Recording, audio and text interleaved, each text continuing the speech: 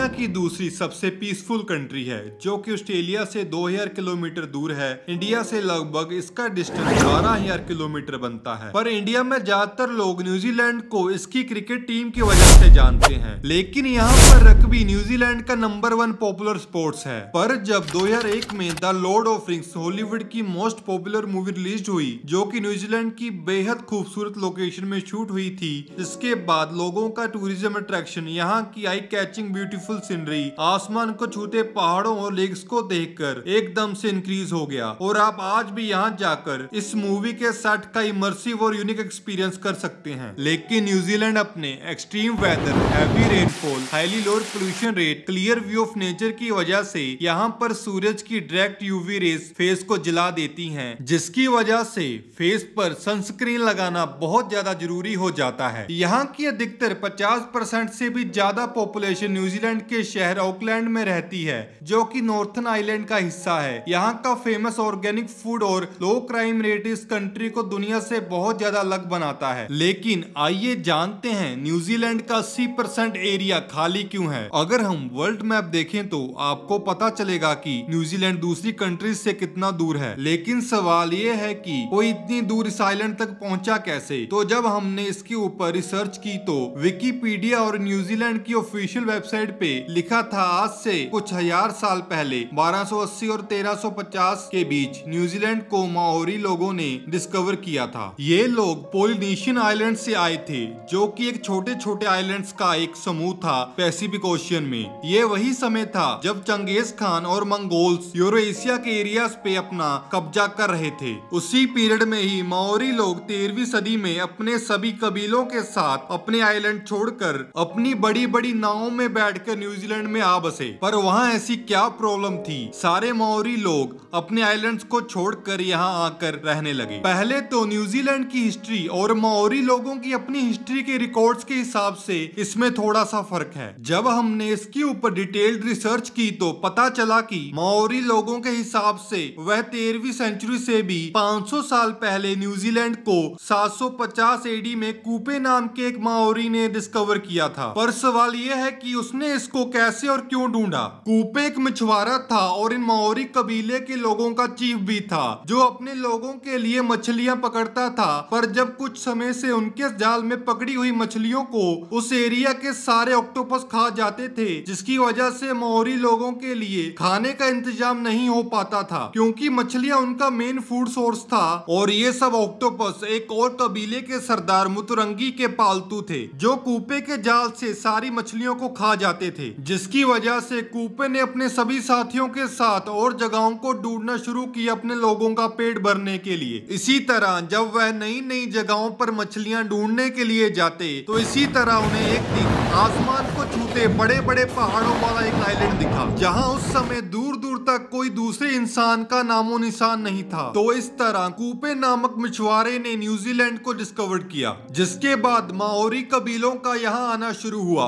क्योंकि यहाँ पर खाने की कोई कमी नहीं थी। आइलैंड में बहुत सी सीप्स थी, खाने के लिए फल थे और रहने के लिए अच्छी जगह थी। तो उस समय माओरी लोगों को इस आइलैंड पर रहते हुए 800 साल हो गए थे, जब तक उनकी बाहर के किसी भी लोगों से कोई लड़ाई नहीं थी, ना ही अब तक उनको किसी से कोई खतरा था। लेकिन इसी समय 17वीं सेंचुरी के मिड में यूरोप कंट्रीज अपनी ताकत बढ़ाने के लिए नई नई जगहों की खोज कर रहा था। पूरे वर्ल्ड में एक्सप्लोरर्स को भेजा जा रहा था कि वह नई नई कंट्रीज और आइलैंड्स को ढूंढे और इन पर कब्जा करने के लिए तैयारी करे। उसी समय यूरोप से एक डच नेविगेटर एवल टैंसमैन दुनिया को घूमते हुए 13 दिसंबर 1642 को न्यूजीलैंड को डिस्कवर करता है। लेकिन जब वह लैंड करता है तभी एवल टैंसमैन के साथ माओरी लोगों की जबरदस्त लड़ाई हो जाती है, जिसकी वजह से टैंसमैन के क्रू के 4 लोग मारे जाते हैं और माओरी कबीले के कुछ लोग जख्मी हो जाते हैं। जिसके बाद एवल टैंसमैन ने इस जगह पर कभी भी रिविजिट नहीं किया। पर इस खूनी लड़ाई के 100 साल के बाद तक भी किसी ने इस जगह पर जाने की हिम्मत नहीं की। लेकिन 1769 में जब कैप्टन जेम्स कुक नामक एक एक्सप्लोरर ने न्यूजीलैंड पर लैंड हुए तो उनकी माओरी लोगों से एक खतरनाक खूनी लड़ाई हुई जिसमें कई माओरी लोग मारे गए। पर इस बार जेम्स कुक न्यूजीलैंड से वापस जाते हुए पूरे न्यूजीलैंड की कोस्ट लाइन का मैप बना लेते हैं और वापस इंग्लैंड चले जाते हैं। लेकिन जब वे फिर से न्यूजीलैंड में वापस आते हैं तो वे बड़ी चालाकी से ट्रेड व्यापार के जरिए माओरी लोगों के साथ कम्युनिकेट करना शुरू करते हैं, जिसकी वजह से इंग्लैंड और अमेरिका की बड़ी बड़ी शिप्स ट्रेड करने के लिए न्यूजीलैंड आने लगती हैं। यहाँ पर यूरोपियंस ने फूड, मेटल, टूल्स, वुलन और वेपन्स के जरिए माओरी लोगों के साथ फूड, लकड़ी, कलाकृतियों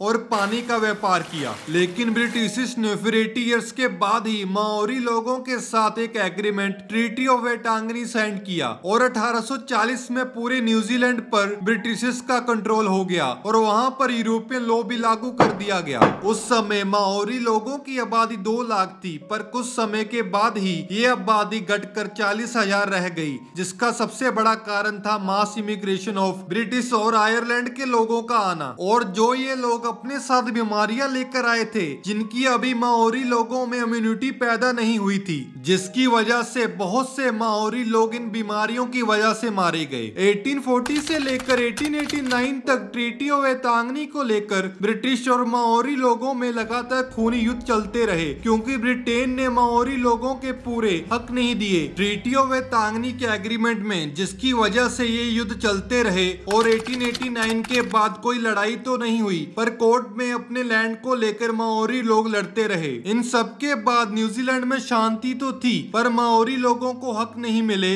अपने पूरे लैंड के जितना वह डिजर्व करते थे। लेकिन न्यूजीलैंड का इतना ज्यादा एरिया खाली क्यों है? सब लोग नॉर्थन आइलैंड में ही क्यों रहते हैं? इसका सबसे बड़ा कारण है कि साउथ आइलैंड में बहुत ज्यादा पहाड़ है as compare to northern island, जिसकी वजह से वहां पर कुछ भी कंस्ट्रक्ट करना बहुत ज्यादा डिफिकल्ट टास्क है। और यहाँ पर ईस्टर्न साइड का लैंड भी बंजर है, जिसकी वजह से यहाँ पर कोई खेती भी नहीं हो सकती। तो ये भी सबसे बड़ा रीजन है न्यूजीलैंड की most majority population northern side के एक हिस्से में ही ऑकलैंड सिटी में रहती है। पर यहाँ का वियर्ड रेनफॉल स्ट्रक्चर और कम उपजाऊ जमीन होने की वजह से यहाँ पर ज्यादा बेटर कंडीशन नहीं है फसल उगाने के लिए। पर न्यूजीलैंड की सॉइल में घास बहुत ज्यादा अच्छी उगती है, जो कि न्यूजीलैंड के काउस एंड शीप्स के लिए बहुत ज्यादा फायदेमंद है, जिसकी वजह से वहाँ की डेयरी इंडस्ट्री 100+ कंट्रीज में अपने डेयरी प्रोडक्ट सप्लाई करती है और सालाना लगभग 50 बिलियन का कारोबार करती है। और इसी तरह न्यूजीलैंड वर्ल्ड का नंबर 1 एक्सपोर्टर है वुलन और मटन में। लेकिन न्यूजीलैंड में लोगों से भी ज्यादा शीप्स पाई जाती हैं, जिनकी गिनती 3 करोड़ से भी ज्यादा है